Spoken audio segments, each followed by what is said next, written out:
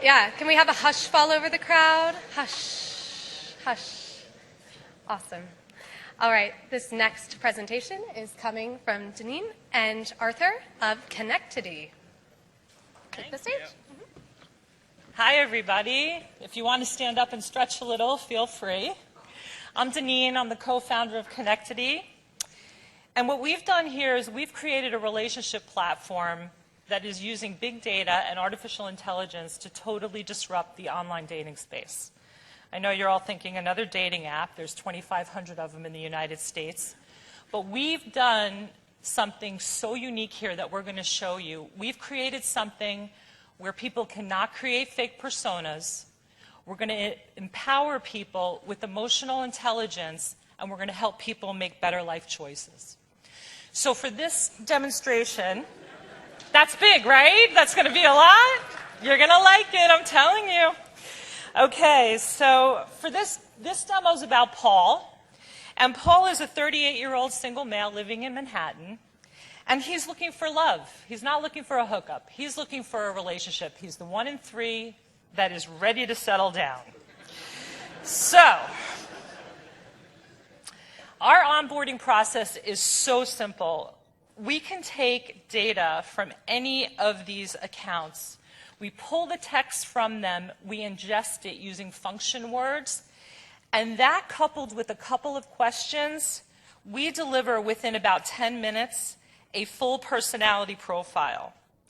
So anyone who has done online dating knows that the profile is the thing that really hangs you up, right? It takes you a long time to get there. This will happen for you. I'm mouse challenged. I have a new computer, so bear with me.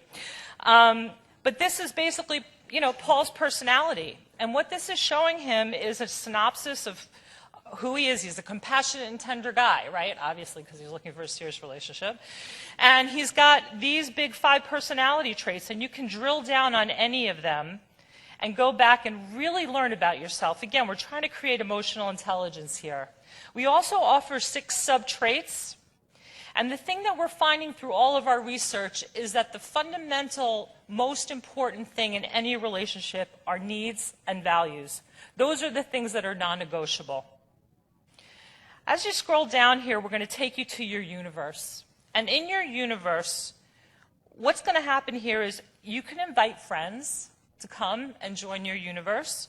You can connect to your friend, which means that you could take some of the text from a friend, ingest it through the system. I'm going to show you that in a little while, and actually learn about their personality as well.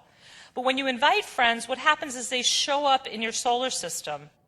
And you can see how your friends are like you or not like you. So there's a little bit of a social aspect here as well. So let's move on to matching. Once you agree to do matches, every single person in our system has to be verified. It's a very stringent verification process. There's no additional charges for it. It's required, so there'll be no catfishing.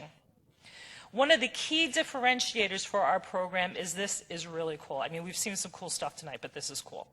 So, you know when you're going out there and you're making decisions on those dating sites and you have to decide, well, how tall is somebody that you want to date, right? So I'm freakishly tall. With heels, I'm 6'1".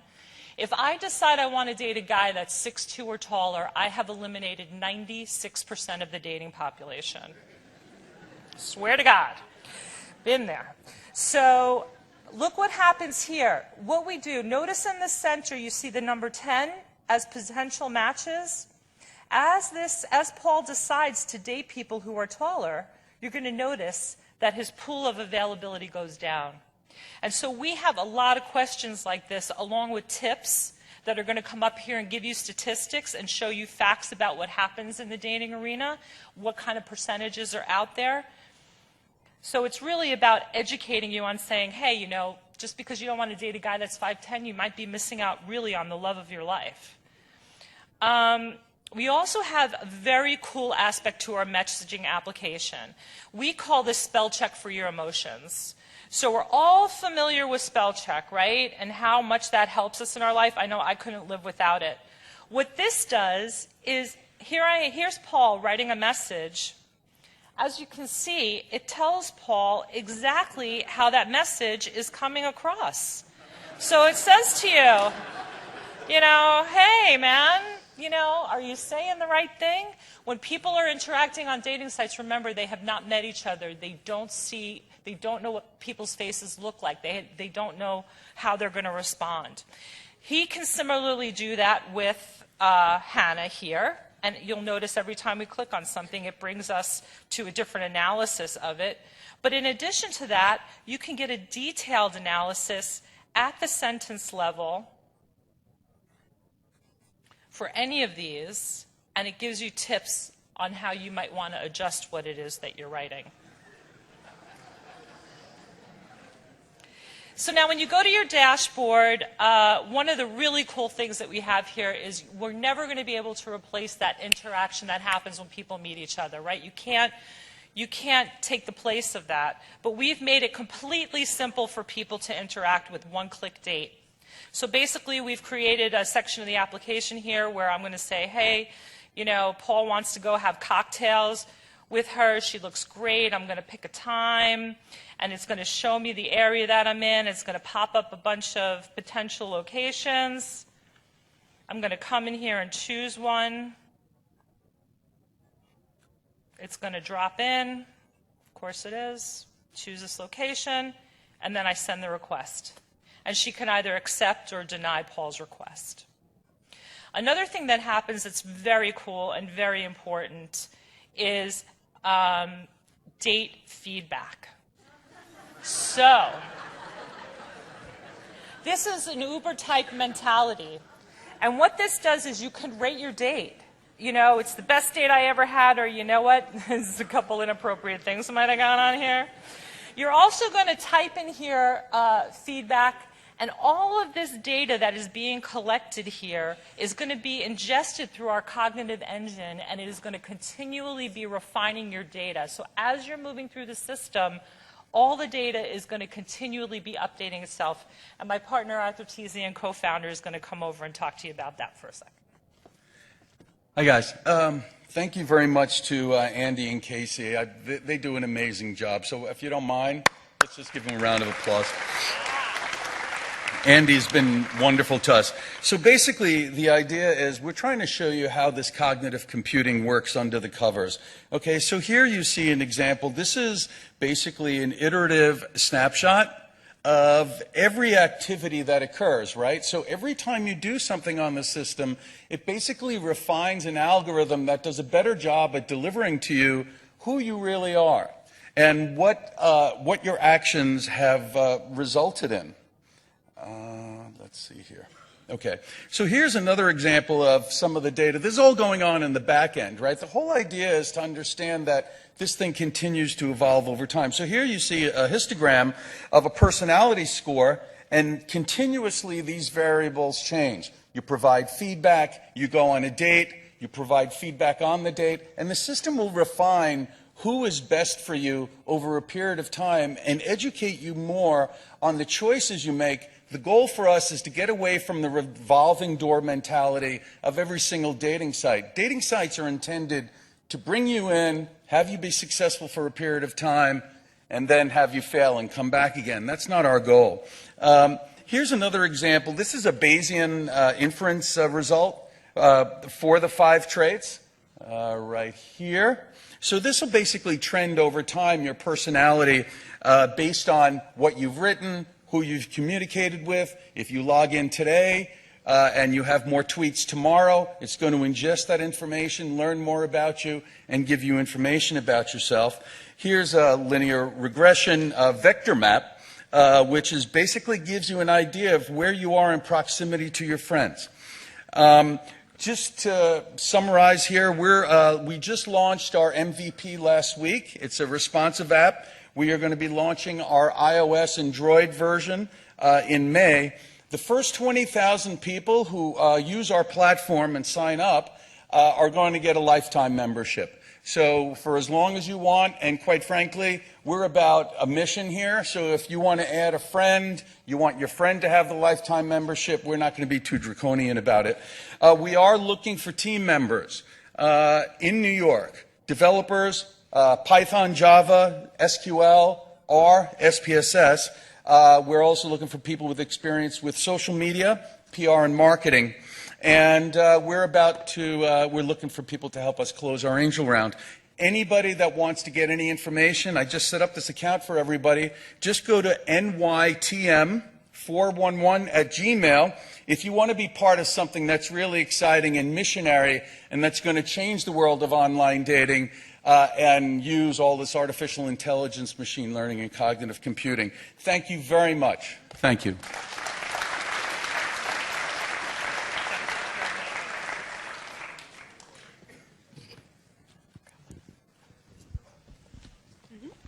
You just want to stand right in the center.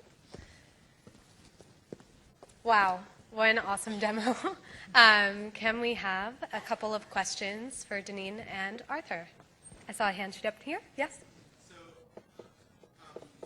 lots of different dating sites have different theories of why they're matching you, right? There's location, there's Facebook friend intermingling, there's rating, what's important to you, and clearly you're using machine learning. I get that, but I don't get what the thing is that is making the match. Is it past people like you have matched successfully or something like that? Yeah. So the question I'll let you kind of broadly go into is, can you say a little bit more about how this match is happening? We know you're using machine learning, but where is it drawing this insight from? So, with all the research that we've done going into this industry, matching really doesn't work. So just because you have friends in common, just because you both like drinking wine, and because you both think each other's cute, doesn't necessarily mean that you have the same needs and values. And so what is critically important, and needs and values is really something to focus on because that builds the foundation. It's like a foundation for a house. And so we are not matching people because of likeness. We're matching people because you've told us what it is that you want from your life and in a partner, not just from the standpoint of, I want, like for me, I want a tall, handsome guy, so what? How am I going to match with somebody on a real level to create a real relationship? And we're going after those people. There's so many apps out there where people can just, serial date or just hook up. There's 150 million single people in the United States. We're going after the third of them that are really interested in a serious relationship and learning about themselves, creating emotional intelligence so that they can make the right choices for the matches they're going after. Does that answer your question? Okay. Mm-hmm. And the hand here? Yeah, I got a question about safety. I know this is kind of like a rating system, but with the emotion analysis of the text, somebody that's maybe a sociopath can see what's going on. I'm not joking. Yeah. They don't always know how they're going to cross the line, how to get someone. How do you kind of prevent that? You're like a rating system like that. People like picking out or anything like that. Yeah. So the question is broadly about security, but specifically when you're making recommendations to people who may be having challenges in communicating because they have some emotional or developmental challenges themselves, what's the security risk of that? How are you thinking about the impact? That's a great question. The fact is, and you hit it just right, sociopaths specifically are the hardest people, and it is a serious question. Sociopaths are the hardest people to identify in any system. And, they are built to misrepresent who they are in a very seductive and evil way. Our system pretty quickly identifies sociopaths specifically. And the reason is that there's a series of algorithms we use that when we ask questions, we ask them in slightly different ways. And over time, we actually can calculate people that are represented as outliers. It's not that they kind of have a unique personality. It's not that they're difficult to match, but they have a specific feature set in their personality that's easily identifiable. And what we do with those people, quite frankly, is we will indicate to them in the most polite way possible that this is not the platform for them. Wow. I've never heard that from any other dating app.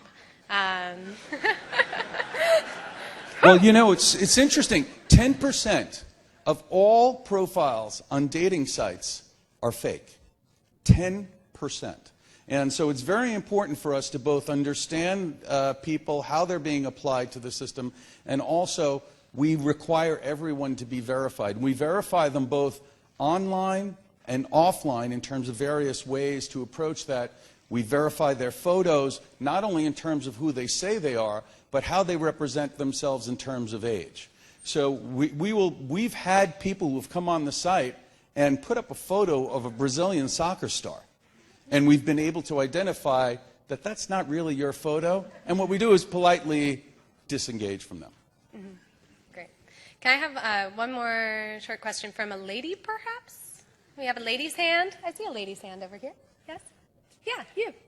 I have a question about future thinking for the product. So let's say that maybe down the line someone who's like fully will create a social media profile or something, and then maybe when they're 25 they start dating. Do you guys look at that data? Because obviously you're a different person when you're 12 versus when you're 5. Do you guys look at all of that data and then kind of make up a profile, or how do you think about that? Because now, you know, people who are younger and younger are going to be putting data out there for the world. So just wondering if you guys thought about trying to distinguish, I guess, life changes as Yeah. So the question's about future selves, I guess. So when people are putting a lot of data online at an early age and then decide to enter onto a dating site, how much data is actually following them into this dating profile?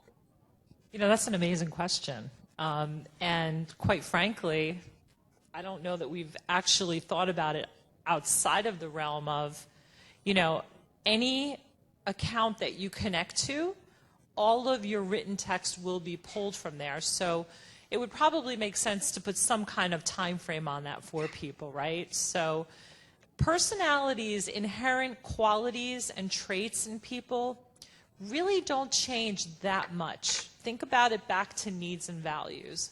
I think that as we get older, we create our own personas in some ways, right? Because of all the influences that we're under from other people and the external stimuli and going through colleges and jobs and whatnot. So we want to get really down to that fundamental person. And so I don't actually see it being a bad thing. Well, I mean, the interesting thing, too, is the English, an average person's vocabulary in the English language is 100,000 words. Our platform looks at about 500 to 1,000 words. Those are called function words. That's the exact opposite of what Google does by looking at content words. And what we're doing is we're looking at the juxtaposition of things like personal pronouns and the like to determine a personality. We also our focus in terms of a demographic is we're trying to get away from, we're not focused on the Tinder market. Actually, it's interesting. The biggest growing segment in online dating is 50 plus. And if you take 28-year-olds to 65-year-olds, they represent 75% of the market. So in spite of Bumble and some of the other products out there, we're focused on that percentage of people who are really seriously interested in a serious relationship. Great. Every time we collect information, we ingest it, and then we strip it, so it's very hard to reconstruct. Mm-hmm. Very good answer. Thank you for all the Thank you, guys. listeners. Thanks, everybody. Thank you for the questions. Great.